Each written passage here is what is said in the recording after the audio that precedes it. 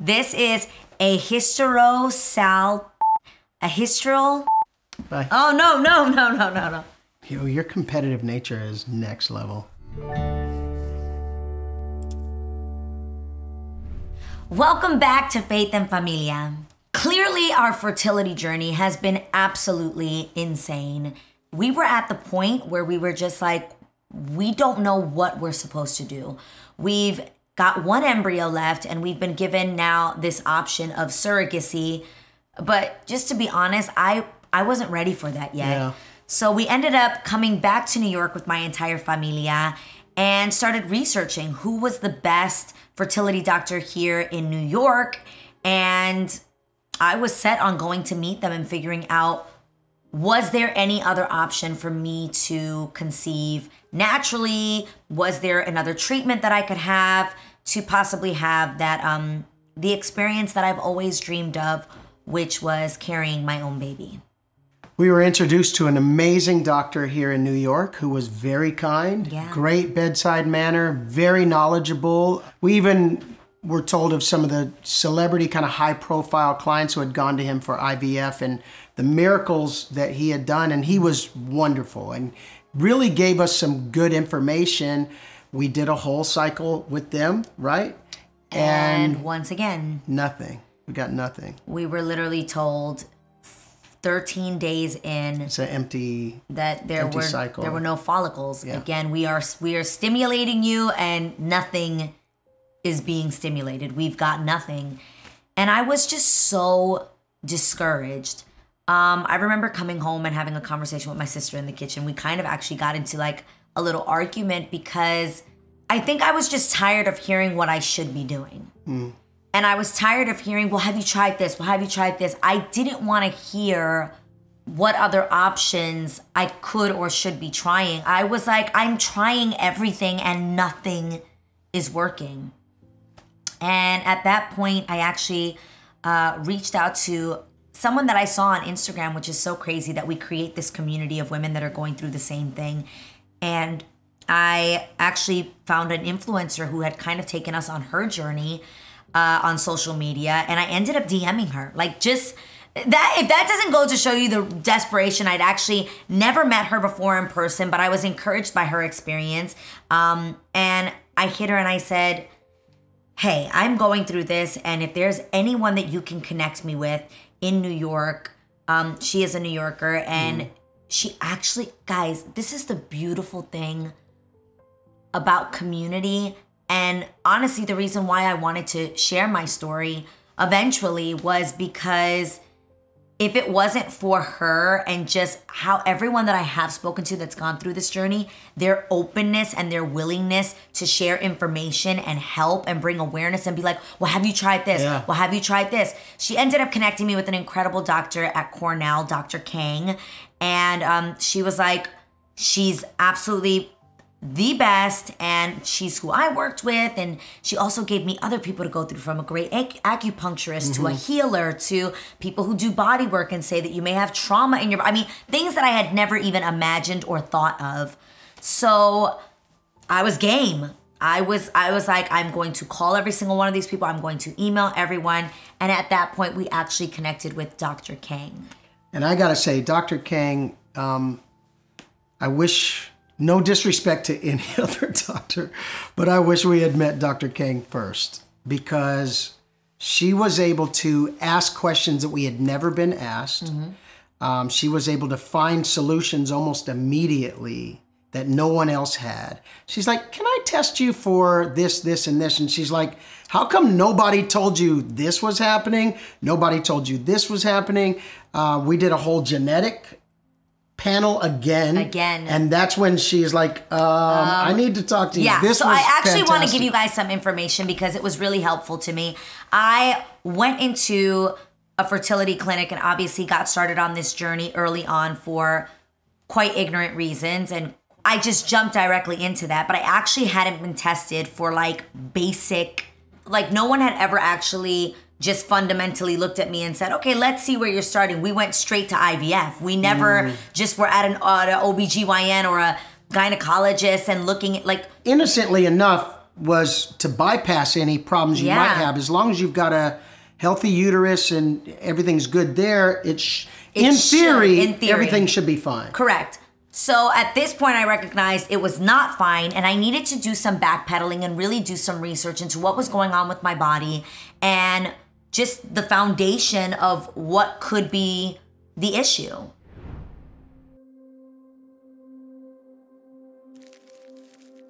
Okay, so the first thing Dr. Kang had me do was a bunch of blood work, obviously, and then she actually recommended, crazy enough, she was like, you've never had one of these done. You've gone through 5 cycles at that point. And at this point, we were at 4 or 5 years of trying, 4 years. 4 years of trying. And she's like, no one's ever sent you to have a hysterossalpingogram, also known as a HSG, and it is an X-ray dye test used to diagnose problems related to fertility.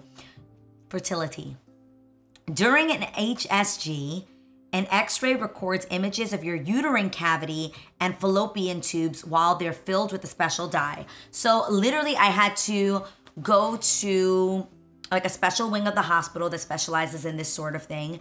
And the weird thing is I don't remember how they got the dye in me. This is what I remember about it. I remember that I had to change into a gown. Dr. Kang came in.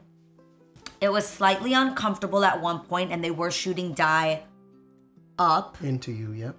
And then they took photos, and when I was finished, they were like, you can get dressed. I think I took Advil before or Advil after for any like crampy pain that happened during the procedure. And sure enough, when she pulled up my x-ray, one of the first things she says is she said, no one's ever told you had a blocked fallopian tube? And I was like, no one's ever tested me for this. So hopefully, again, this is information that could have been so helpful to me back then. So here I am, even in the process of us trying to get pregnant naturally and being like, well, why isn't that working either? The answer to that would be that I had a blocked fallopian tube, and the answer to my IUI not working also was because I had a blocked fallopian tube, and they never checked to see which side I was ovulating that month to make sure my IUI would be successful. All this brand new information that I had no idea about. And then from there, she was like, and let's still do more tests. Let's still discover, let's still find out what's going on. She did see that I had small cysts on my uterus, and I have had them removed. And then I would get little polyps in my uterus. So she again did recommend that I get a hysteroscopy. Which is pretty much the scraping of the uterine line to make sure that it is clear of anything that would get in the way of your implantation failing. Anything that would get in the way of your embryo sticking to your uterus lining. So they want to make sure you have a clean, healthy, fluffy uterus for implantation.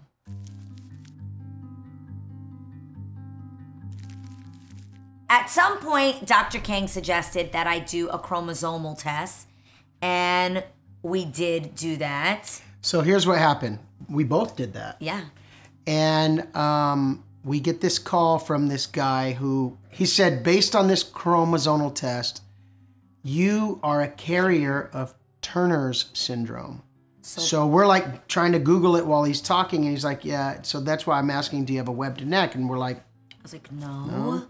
And I obviously went online and was looking, and I'm like, I'm a carrier of Turner syndrome, and I started reading up about this, and oddly enough, physically, I don't think I matched any of the symptoms that a lot of these people go through. We're talking, one of the main things was webbed neck, not going through puberty. Some of it made sense, and some of it was like, I don't think I have this, and we kind of moved on from that. I was like, that must be like an error, or maybe it's just something I'm carrying, whatever. But then she went to see Dr. Kang. Yeah. Dr. Kang's looking at the chart, and she's like, I'm not sure how to tell you this, right? She says, please sit down. She was very serious. She was like, I want to go over some of this information that I've got. She's like, I'm sure your genetic counselor called you, but it's important for me to review these things because it makes sense for your miscarriages. It makes sense for why your implantation didn't stick. This may be a factor in this. And she tells me to sit down. This is my favorite story, by the way. And she's like, you know, the average person when you're doing chromosome tests on people, it should be like you have 100% of your chromosomes. And in your case, you have 94.5. I actually have to go back and look at the exact paperwork because it explains exactly, but she's like, you're missing chromosomes. Now let me explain why this is like obviously not good news at all by any means, but created a slight chuckle in me. For a very long time, as obviously politically incorrect as this is, my dad would say when I would do things that was wrong, Papa Joe would joke. He's like, that one there, she's missing a chromosome. Like, it's like people saying, oh, that you're a brick short, or you're, there's all these things people say. You're not the brightest crayon in the box, or you're not the sharpest tool in the shed. Yeah. So he would say this comment, and in the moment, I don't know why. Maybe it was a defense mechanism. Maybe God has given me some sort of way of dealing with these really hard times, and laughter for me is one of those things. So I start laughing. She's like, you're missing chromosomes. And I believe that your lack of chromosomes also started you out in life at a deficit of eggs. So this is the reason why you don't have as many eggs as other people, because you don't have as many chromosomes. You were born at a deficit. I start laughing. And at that moment, I think she was like, oh, she's definitely missing chromosomes. This must be a symptom. This reaction is a symptom of something's off with this girl. And she goes, that is not the reaction I usually get from people. And I said, no, Dr. Kang, you have to understand. I was like, I only have 94.5 of my, what's supposed to be 100 chromosomes. I said, imagine if I had all 100. I would be Beyonce. It's like, I'm amazing. And how did I function this whole time in my life at such a deficit? Like, it's not even 95. No, it's 94.5. Israel calls me 94.5 Light FM. My new nickname. Light FM. And she's like, that is a great perspective to have. She's like, I'm really happy that you're viewing it that way, because, it could be sad. So the first phone call I made was to my sister. She's obviously a registered nurse, and really to update her.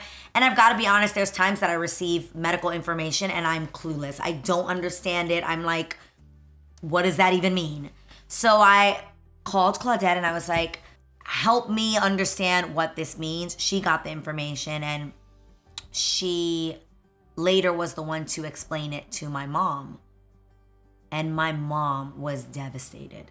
Like, I was fine, but my mom, it's so crazy.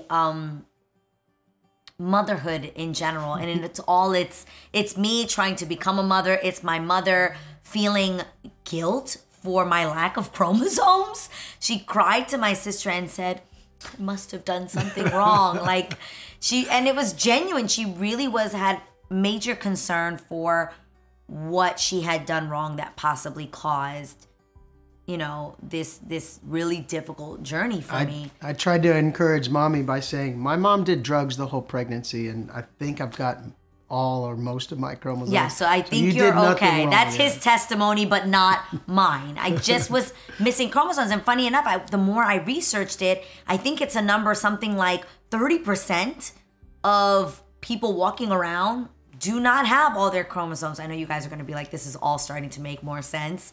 But that actually became at least an answer for me, which was what I was looking for. I think the most frustrating part for me on this journey had genuinely been going to doctors and them going, you look great. I think you'll be fine. You don't got a lot of eggs, but that was it. And not having real answers. So this for me was really eye-opening.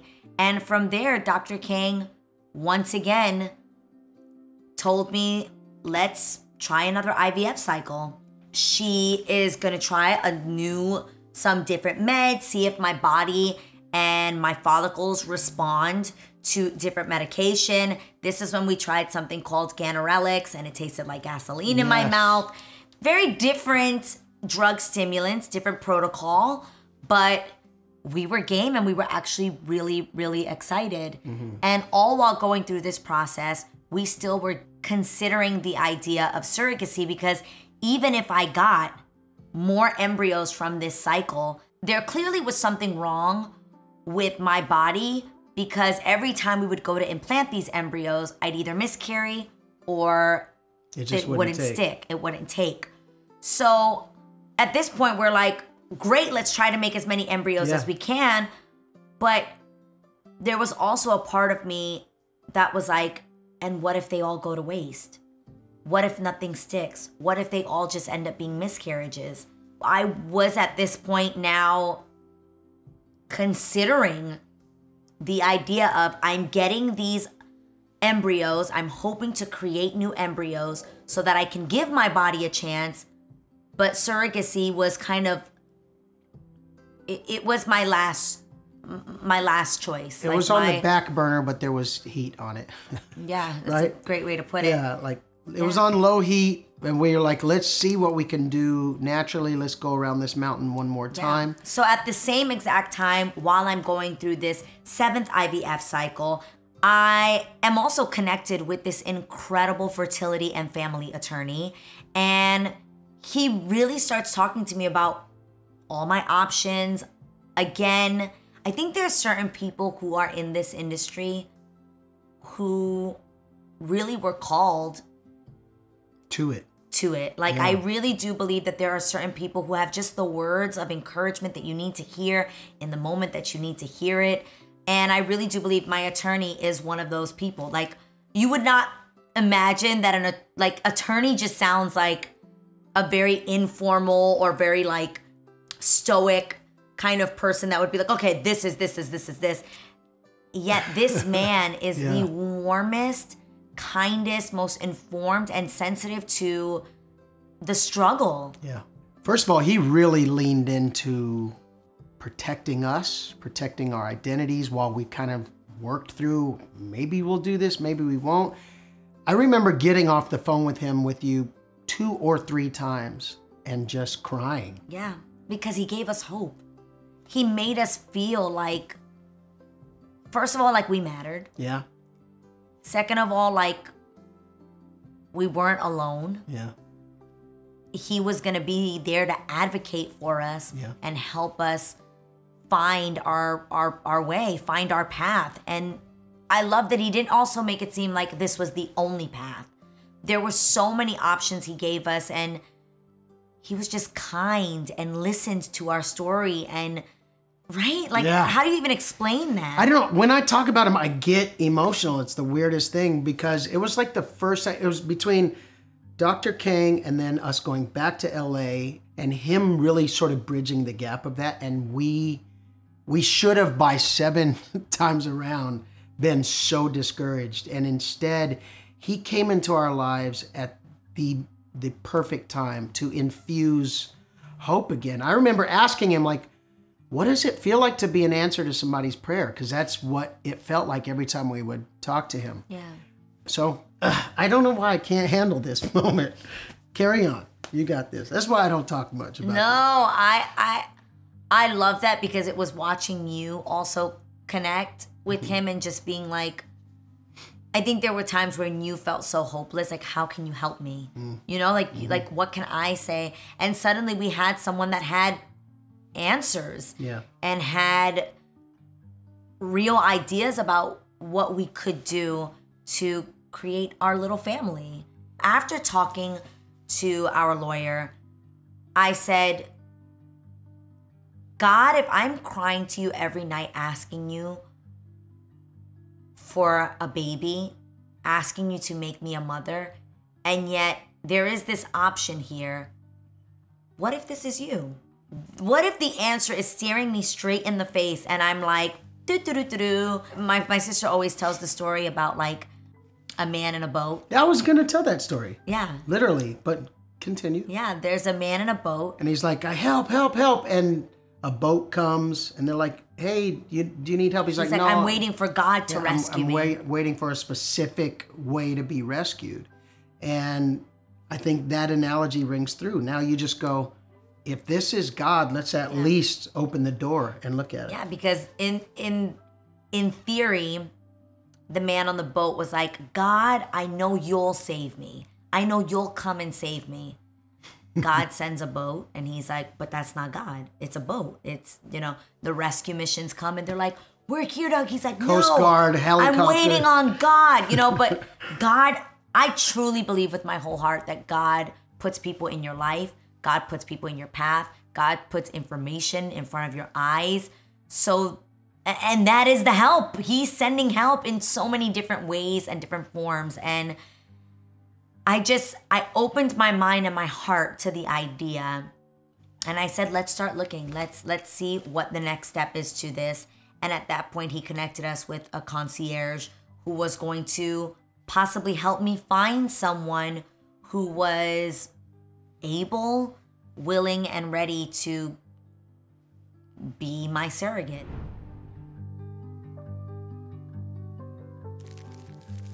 At this point, I tell my lawyer I am ready to move to the next step and just explore it. And he connected me with a surrogate agency that had a concierge that worked with us very closely, and they would send us profiles to look at and just kind of get an idea of what that process could possibly be if I couldn't carry naturally. It was overwhelming. It was. Even that process was pretty overwhelming. Like, who are these strangers and how do we make a connection? So weird. It was bizarre. Yeah. And if I'm being honest, everyone we spoke to would be like, listen carefully. This is going to be a very long process and it's going to feel very daunting. And I just was like, yeah. Okay, but like, how do I get my baby? Like, and that's just being honest. I was very much just like, I want a child. So yes, I hear everything you're saying. I need this conversation and all these things to just lead me ultimately to being a mother.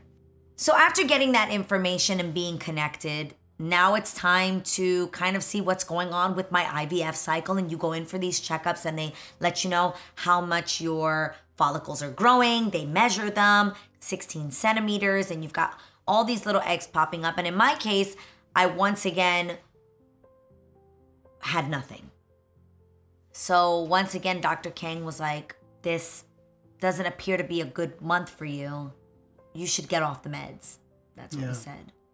It's like, you should take a break from the meds and let's just see if something grows. But I think pumping your body with more hormones is not helpful. It's not stimulating anything.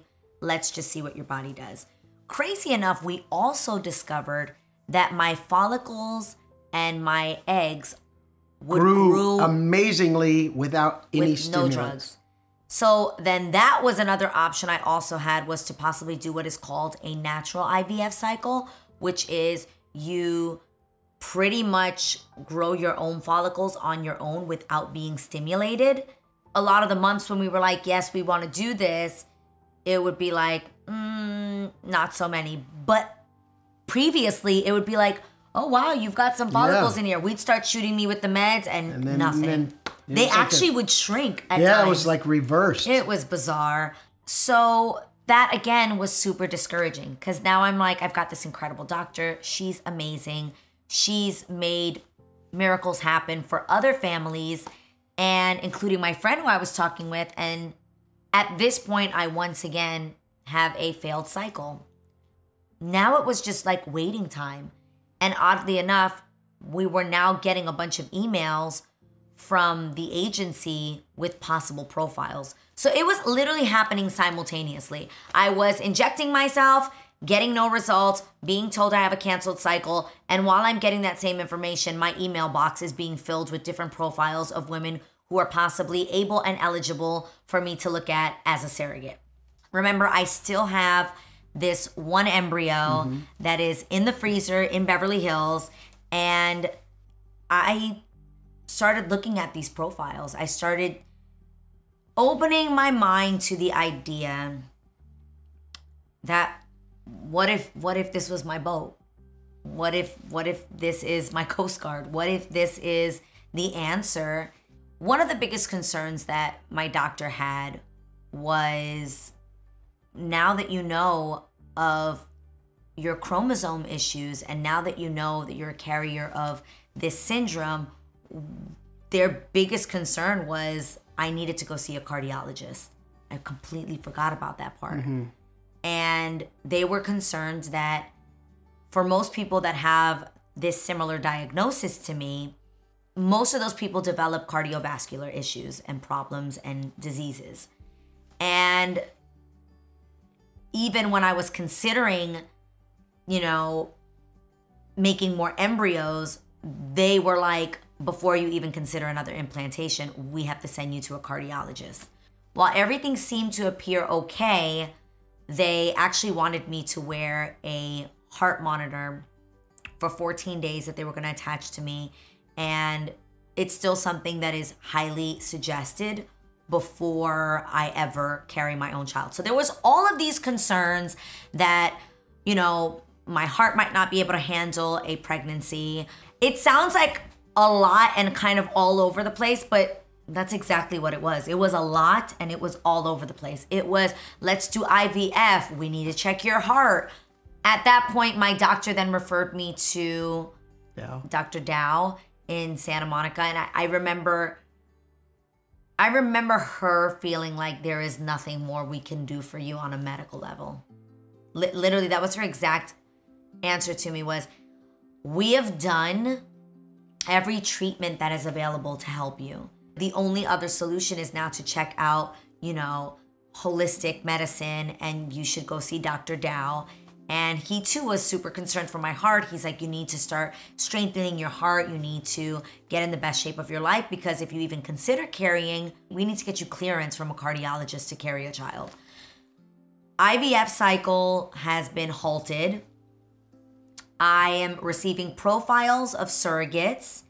And at the same time, I'm also trying to be cleared by a cardiologist to get pregnant if I ever make any more embryos. Oh, and we're also trying naturally during all of this. I'm so glad you wanted to say that. Yeah. Well, it was fun. Just to inform. Yeah. Just to keep you guys informed, that also was happening. We were also checking which side I was ovulating on, because now I only had one side that, it was a lot. So I started finding profiles that make sense for us. Crazy enough, while we're receiving these profiles, we also have to create a profile for ourselves. Surrogacy matches are very similar to like dating sites or apps where you have an entire profile. You write who you are, what are your beliefs, why are you doing this? Some of the other questions are like, what are your faith beliefs? Would you be willing to carry a child of a different race? Like it's actually very detailed. Yeah. You also get to see photos of their family. What are their family interests? What do they enjoy doing? Do they like to go to Disneyland? Do they like to go camping? What do they do for a living? Will she continue to work during this pregnancy? Will she stop working? There's just so much that goes into it. And you read these letters from them. They actually get to write like a letter to the possible IPs, which is a term. Intended parents. The intended parents. They write a letter to the intended parents. And then guess what? We had to do the same. We had to write. You wrote most of it. You're very good at writing.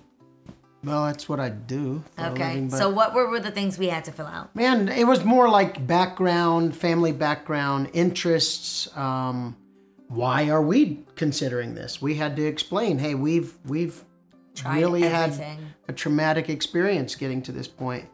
And it was interesting to see what the matches were. And the more we did that, though, would you say we became a bit more comfortable with maybe this is a possibility? Absolutely.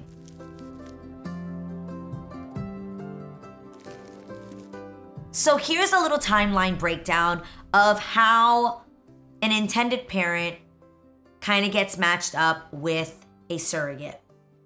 When you look at a profile that you actually feel you connect with, they then reach out to that person and find out if they are available, and they reach out to their agency and they find out like, hey, I have a family that is looking for a surrogate.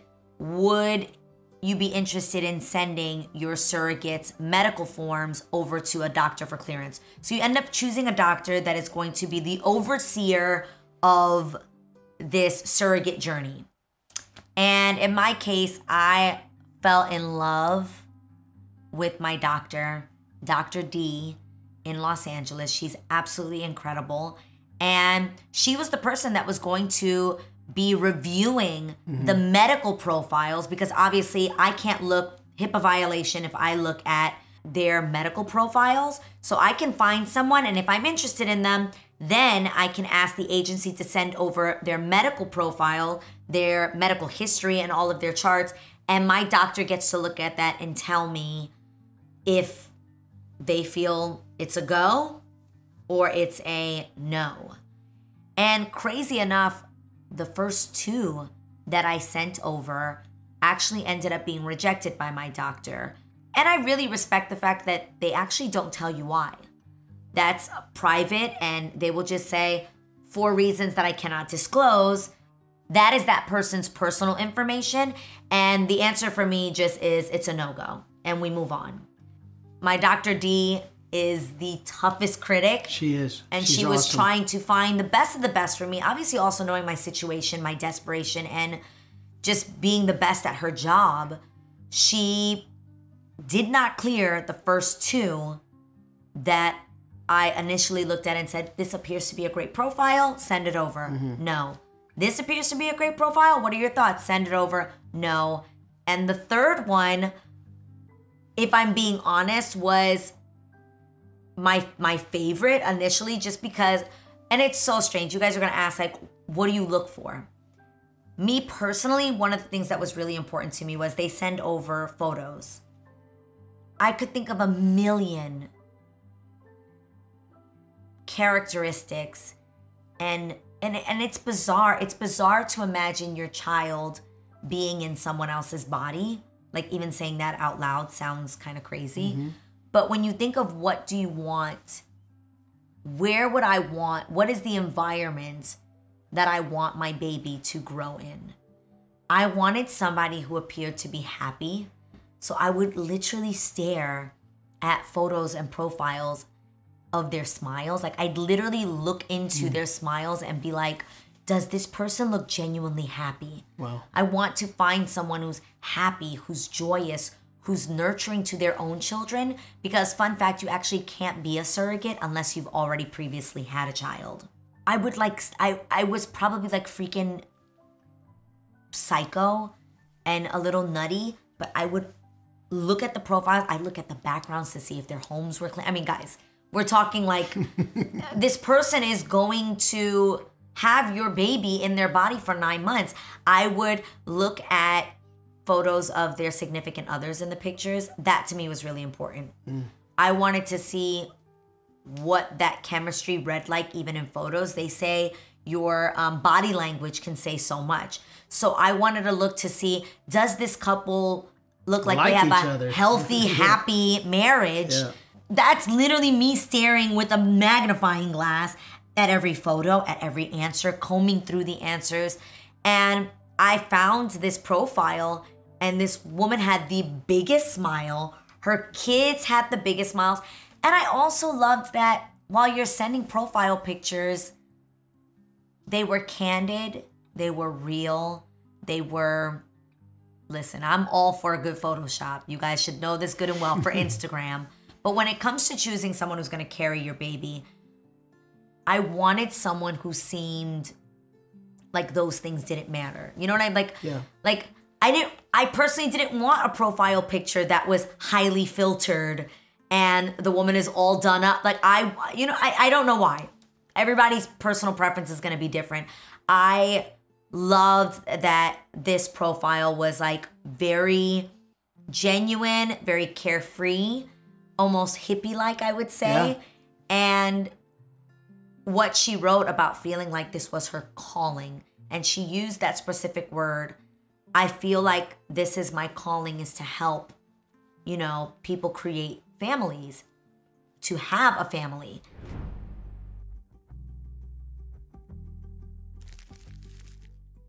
It Spoke to us. It spoke to me. Would you say more than that, though? Dr. D was like, she's a star. She's amazing. She literally, after doing her medical clearance, she's like, everything looks perfect with this one. Finding another profile that I loved, I obviously called my doctor. I said, Dr. D, I found another profile. Can you do the medical background check on her as well? And quickly, we got a call back saying, she's great. She's great on paper. She's perfect medically. There are some questions I'd like to ask her in person. So at this point, they're now setting up having the surrogate come into the doctor's office for a in-person, pretty much an overall physical.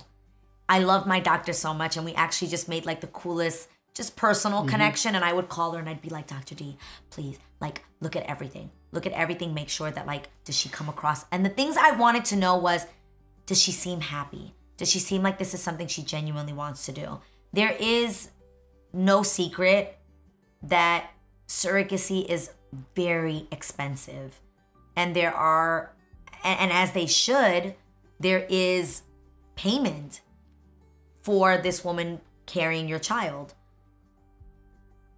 I wanted to have a sense that that was not the reason for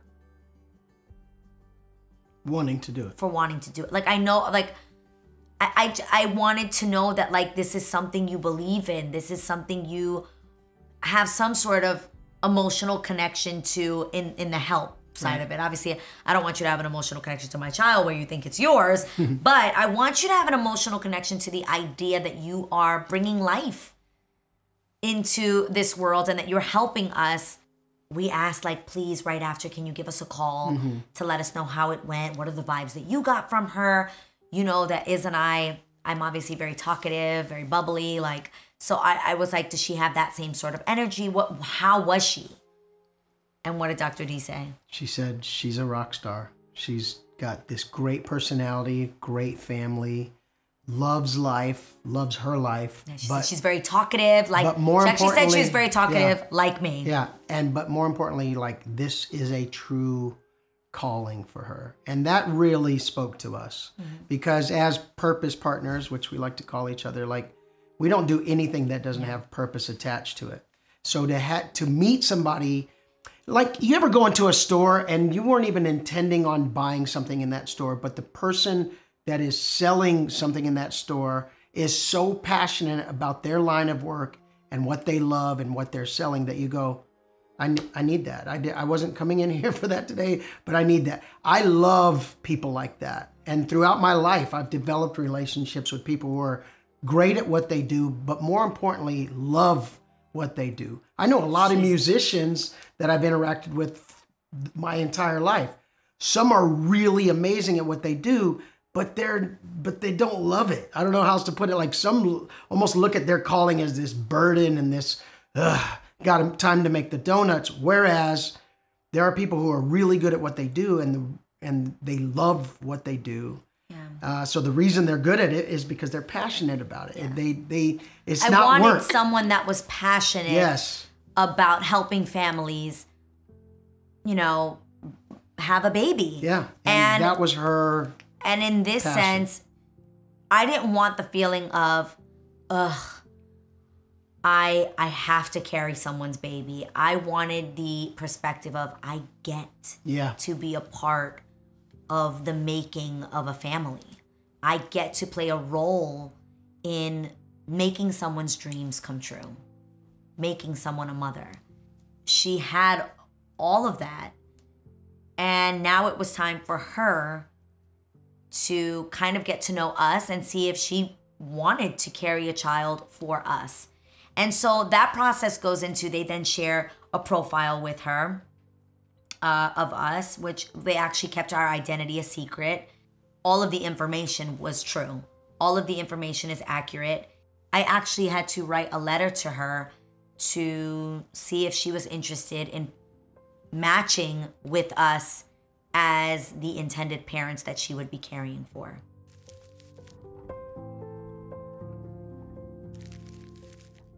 Just read it. Don't proofread it. You got it. Okay. Dear surrogate, I can't. We are so honored to possibly be you wrote this. I didn't write this. I can tell.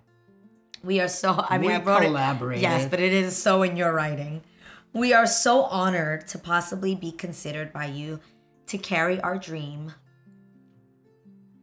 our baby. I need tissue. We've been on a 4-year fertility journey. We've faced some trying disappointments, but it hasn't dampened our faith or hope moving forward. I can't even read through my tears. Wait.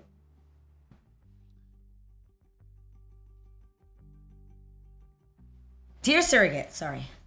We are so honored to possibly be considered by you to carry our dream baby.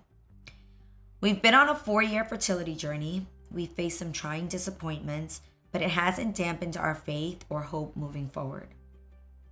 We are confident that you would be hard pressed to meet any couple more desiring to be parents together.